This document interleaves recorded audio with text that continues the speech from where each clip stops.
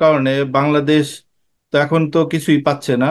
আর কি পাইতে পারতো যদি মানে আমরা ধরেন এরকম একটা সরকার আছে যাদের নিজস্ব পররাষ্ট্র নীতি আছে, এরকম একটা সাবমিসিভ না, পরজান কি বলে নতজানু কতজন? পর নতজানু আপনার সরকার বা পররাষ্ট্র নীতি না, যারা বাংলাদেশের মানুষকে রিপ্রেজেন্ট করতো এবং বাংলাদেশের মানুষের ভয়েস যে অসন্তোষ সেটা যদি রিপ্রেজেন্ট হইতো, অথবা একটা বন্ধুত্বপূর্ণ সম্পর্ক থাকতো, লেটস সে কানাডা আমেরিকার মতো একটা সম্পর্ক থাকতো, তখন বাংলাদেশ কি কি সুবিধা পাইতে পারতো আপনার মনে হয়?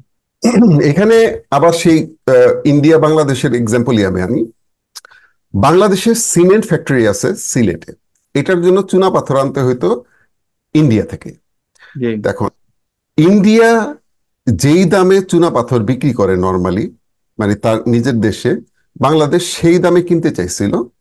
ইন্ডিয়া তখন বলছে যে না, এই দামে আমরা দেব না। কেন? তোমরা যদি এটা বিদেশ থেকে আনতা তাহলে তো তোমাদের খরচ এত পড়তো, অনেক বেশি পড়তো।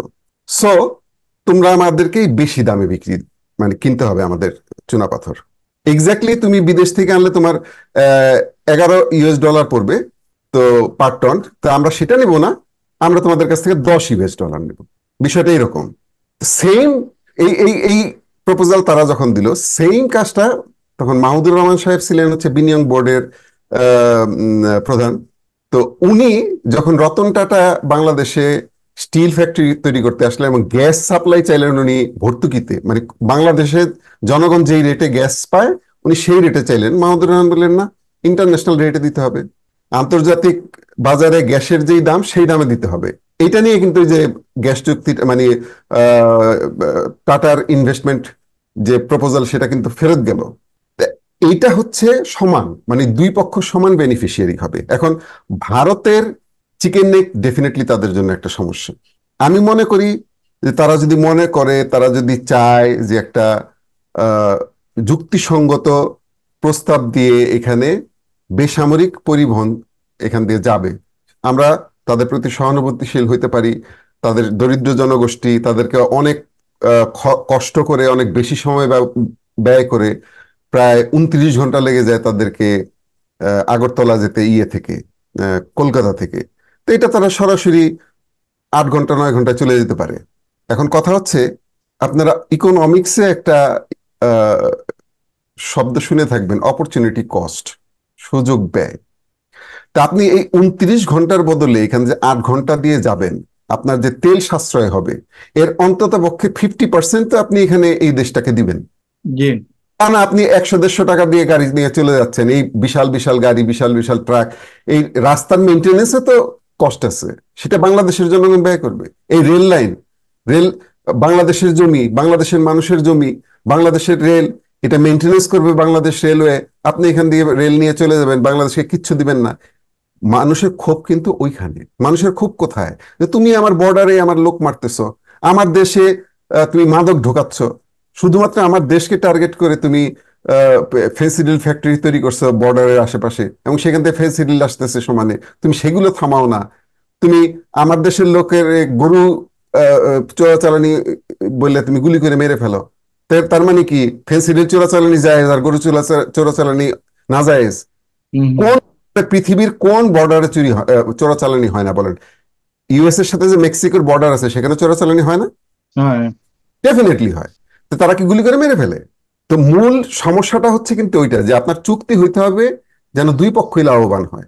শেখ হাসিনা যে চুক্তি করেছে ভারতের সাথে, সেই 2009 সাল থেকে এখন পর্যন্ত যে একের পর এক চুক্তি করে যাচ্ছে, তারা কি তিস্তার বিষয়ে এক ফোঁটা তিস্তার পানি আনতে পেরেছে? না। তিস্তা নিয়ে, তিস্তা সংস্কার, এখন ইন্ডিয়া তার লোক পাঠায় বসাইতে চাচ্ছে তিস্তায় এটাকে রেগুলেট করার জন্য। হুম। তার মানে এখানে তারা লোক বসাবে, তারা বলবে যে পানি আসে নাই, তারা বলবে পানি আসছে। এই তো, পানি আসছে। আজ আগামীকালকে ট্রেন ঢুকাই দিবে এখানে। আচ্ছা, ট্রেন আসবে, তাদের লোক দিয়ে তারা ট্রেনে একটা ঢিল মারবে, তারপরে ঢিল যেন না মারে তার জন্য সৈন্য ঢুকাবে। এগুলো তো এগুলো তো খুব সহজ হিসাব, তাই না? তো এই হিউমিলিয়েশন, এই আহ, কি বলে এটাকে, অসম চুক্তি, এইগুলো আসলে আহ, কোনোভাবেই একটা দেশের মানে স্বাধীন চেতা মানুষের মেনে নেওয়ার কথা না। তাহলে আপনার বক্তব্য থেকে যেটা আমি পাইলাম সেটা হলো যে আপনি বলতেছেন যে বাংলাদেশের মানুষ ট্যারিফের টাকাটা পাইতো, দ্যাট ইজ ওয়ান থিং। হুম। বাংলাদেশ তো আপনার কানেক্টিভিটিও পাইতো ইউএস এর সাথে। বাংলাদেশ যেরকম আপনার ধরেন আলাস্কা যাইতে ওরা কিন্তু সরাসরি কানাডা ইউজ করে। তারপর বিভিন্ন ধরনের এই ধরনের অনেক ধরনের আছে, নৌ জাতীয় চুক্তি আছে, হোয়াটএভার। অন্য একটা দেশের উদাহরণও আমরা দিতে পারি। তো ধরেন বাংলাদেশ নেপালের সাথে যে মানে কানেক্টিভিটি করতে পারে, অথবা অন্য কোনো যে কোনো দেশের সাথে একটা কানেক্টিভিটি ডিল করতে যে পারে। বাংলাদেশ এটা কি অ্যাটলিস্ট পাইতে পারতো বাংলাদেশ? এটাই আমার কোশ্চেনটা ছিল এইটাই যে। চুক্তিতে থাকতে পারতো যে হ্যাঁ, বাংলাদেশ থেকে সরাসরি নেপাল ট্রেন যাবে, নেপাল বাস যাবে, ভুটানে বাস যাবে, বাংলাদেশ থেকে আপনার মিয়ানমারে যাবে, চীনে যাবে, বাংলাদেশ থেকে পাকিস্তান হয়ে আফগানিস্তান হয়ে আপনার ইয়ের দিকে যাবে, মিডল ইস্টের দিকে যাবে। হাইওয়ে গুলো, ইন্টারন্যাশনাল হাইওয়ে গুলো কেন তৈরি হয়? হ্যাঁ, ইন্টারন্যাশনাল ট্রেড রুট গুলো তো সে প্রাচীন আমল থেকে এইভাবেই চলছে, তাই না? এভাবে আপনি চলছে। যদি গ্র্যান্ড ট্রাঙ্ক রোডের কথা চিন্তা করেন, সেই শের শাহ আমলের রোড চিটাগাং থেকে শুরু করে পাকিস্তান পর্যন্ত ছিল সেই রোড, হ্যাঁ, হ্যাঁ। তাই না? তাহলে ওই প্রাচীন আমলে যদি থাকতে পারে, এখন কেন থাকবে না? তো ভারত শুধুমাত্র তার সুবিধার জন্য এগুলো করবে, আমাদেরকে অন্য কোথাও অ্যাক্সেস দিবে না, তো এটা তো অসম চুক্তি। না, এটা পাওয়ার ইমব্যালেন্সের তো জন্য তাদের হইতেছে। সুবিধা তারা করতেছে। হ্যাঁ, তাদের সুবিধার জন্য তারা, মানে তাদের সুবিধার জন্য এই পাপেট সরকার আপনার বসায় রাখছে।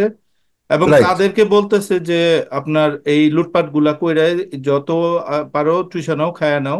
যেটা আমরা দেখতেছি এরকম যে একজন রাজস্ব নট, কর্মকর্তা 1,000 কোটি টাকার মালিক। আগেও তারা যেগুলো করছে বন্দর ব্যবহারের দিছে, ইন্ডিয়া বাংলাদেশের বন্দর ব্যবহার করবে। হ্যাঁ, বন্দর ব্যবহার করার ক্ষেত্রে তারা যে শর্তটা দিয়ে দিছে সেটা হচ্ছে, প্রথমে যদি দুইটা জাহাজ আসে, প্রথমে খালাস করতে হবে ইন্ডিয়ার জাহাজ। আর বাংলাদেশের জন্য মনে করেন যে খুবই জরুরি প্রয়োজনীয় পণ্য নিয়ে একটা জাহাজ আসছে, আউটারে আছে, সেই জাহাজটা আপনার জেটিতে লাগতে পারবে না যতক্ষণ পর্যন্ত ইন্ডিয়ার জাহাজ তার মাল খালাস না করবে। তাই ইন্ডিয়ার জাহাজ আসবে, সে তার মাল খালাস করে চলে যাবে, আর বাংলাদেশের জাহাজ, বাংলাদেশের জনগণের জন্য পণ্য নিয়ে জাহাজ ওখানে বসে থাকবে আউটারে। তো এইগুলো তো কোনো সম্মানজনক চুক্তি না। প্লাস হচ্ছে একটা বিদেশি জাহাজ যে বাংলাদেশের বন্দর ব্যবহার করতেছে, এটার জন্য কি তারা ফি দিছে? আবরার যে মারা গেল, সে একটা গুরুত্বপূর্ণ কথা লিখছিল যে 1974 সালে যখন বাংলাদেশের দুর্ভিক্ষ হয়, মুক্তিযুদ্ধের সময় তো এই চিটাগাং কর্ণফুলী চ্যানেলে জাহাজ ডুবাই দিছিল মুক্তিযোদ্ধারা। ফলে এই চ্যানেলটা বড় জাহাজ আসার জন্য উপযোগী ছিল না। তখন বাংলাদেশ কলকাতা বন্দর ব্যবহার করতে চাইছিল কিছুদিনের জন্য, ইন্ডিয়া কিন্তু নিষেধ করে দিছে, কলকাতা বন্দর ব্যবহার করতে দেয় না সে দুঃসময়ে। এটা পাকিস্তান আমলেও করছে, জুটের সময় কিন্তু ব্যবহার করতে দেয় না। জুটের হ্যাঁ। জন্য আমাদের সব জুট মিল ওদের ওখানে ছিল, কিন্তু তো একবারই করতে কাজেই দেয় না ওরা। তো কাজেই এইটা আপনার এগুলো এগুলো চুক্তি না, এগুলো দাসখত আপনার। জি।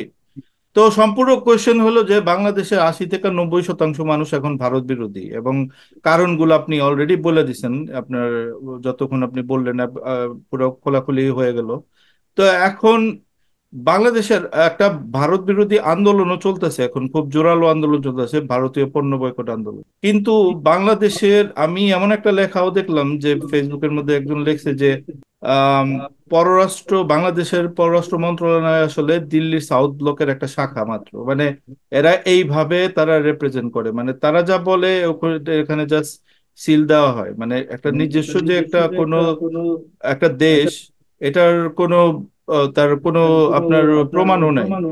তো এখন এই ব্যাপারে আপনি কি বলতে চাবেন যে এটা কেন হলো যে দেশের 80-90% মানুষ ভারত বিরোধী, অথচ এটার কোনো প্রতিফলন নাই সরকারি কোনো কর্মকাণ্ডে? এটা একটা মাইন্ডসেট তৈরি করা হয় দীর্ঘদিন ধরে। কালচারালি প্রথমে শুরু হয়, অ্যাগ্রেশনটা কিভাবে আসে, প্রথমে কালচারাল অ্যাগ্রেশন আসে। আপনাকে কালচারালি একটা পজিশন আপনার মনের ভেতর তৈরি করা হয়, ঠিক আছে? তৈরি করার পর তারপরে আস্তে আস্তে আপনার আসে হচ্ছে ফিজিক্যাল যে সিচুয়েশন গুলো। কালচারালি আপনার ভিতরে অনেক দিন যাবত তৈরি করা হয়েছে বিভিন্ন ধরনের, আমি সাংস্কৃতিক সংগঠনগুলোর নাম নিচ্ছি না, হুম, হুম, চিন্তা করলে পেয়ে যাবেন, যে আমরা ভারতের অবিচ্ছেদ্য অংশ ছিলাম, যেটা কোনোদিনই ছিল না। বাংলাদেশ কখনোই বি- বাংলা কখনোই ভারতের অংশ ছিল না।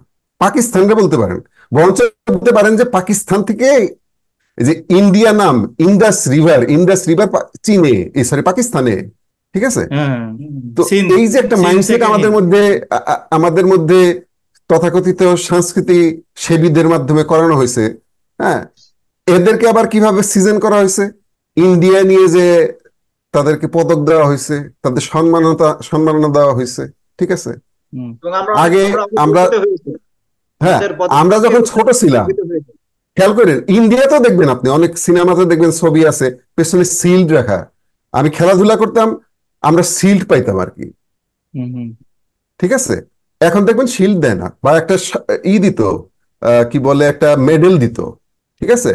এখন এগুলো দেয় না, এখন একটা চাদর পরায় দেয়, বলে উত্তরীয়। ঠিক আছে? হুম। বাংলাদেশে শুরু হয়েছে এটা।